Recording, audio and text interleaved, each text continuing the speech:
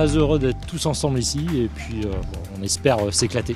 Un peu anxieux parce que c'est vrai qu'on n'a pas l'habitude de faire ce type d'épreuve. Je redoute un petit peu le froid parce que déjà attendre sur place il fait pas hyper chaud, mais une fois dans l'action peut-être que ça ira mieux. Mais c'est vrai que quand même, une fois rendu là, la terre paraît loin.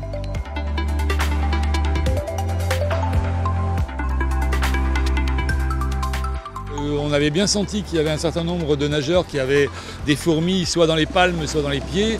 Et on a rallongé donc, par un circuit à l'intérieur de la zone des 300 mètres, un circuit côtier pour faire un parcours de 5 km. On veut réaliser un temps de référence entre la plage de la Baule, les Évins, la plage. Donc pour les années à venir, qu'il y ait d'autres compétiteurs qui veuillent bien essayer de battre ce record, qui sera battu naturellement. Parce que le but du jeu, c'est ça. Oui, c'est aussi un moyen de créer une petite sensibilisation pour les océans. Je suis ambassadeur apnée pour deux associations qui s'occupent de la protection des océans, des requins. Ça permet de passer un petit message en parallèle au-delà de l'aspect sportif. On va essayer d'avoir un bon rythme. On va virer une bouée devant la plage des Évins. On ne va pas lâcher de toute façon.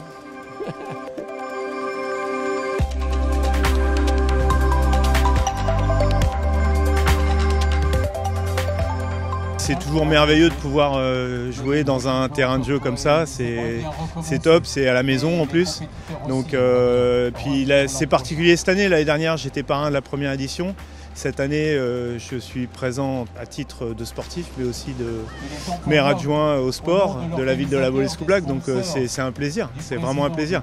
Et partager ça avec Annabelle Garand qui était là pour la défense des océans, c'est top. Ouais. Continuer nos actions municipales par rapport à la protection des océans. C'est un défi personnel aussi et je remercie beaucoup Christophe de m'avoir épaulé tout au long de la traversée. Une ambiance super.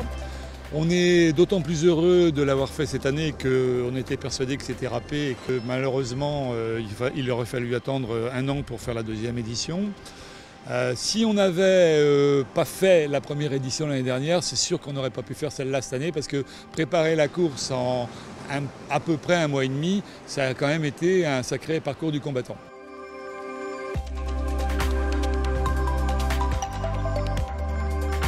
Oui, il y a eu beaucoup de mer et de clapots au début et c'était assez difficile de bien nager avec ces conditions. Mais quand même c'est très agréable. Ça s'est très bien passé. Il y a eu quelques problèmes de direction du coup avec les vagues, on voyait pas trop où on allait. C'était un peu compliqué mais sinon c'est très bien passé. Je suis contente de mon chrono.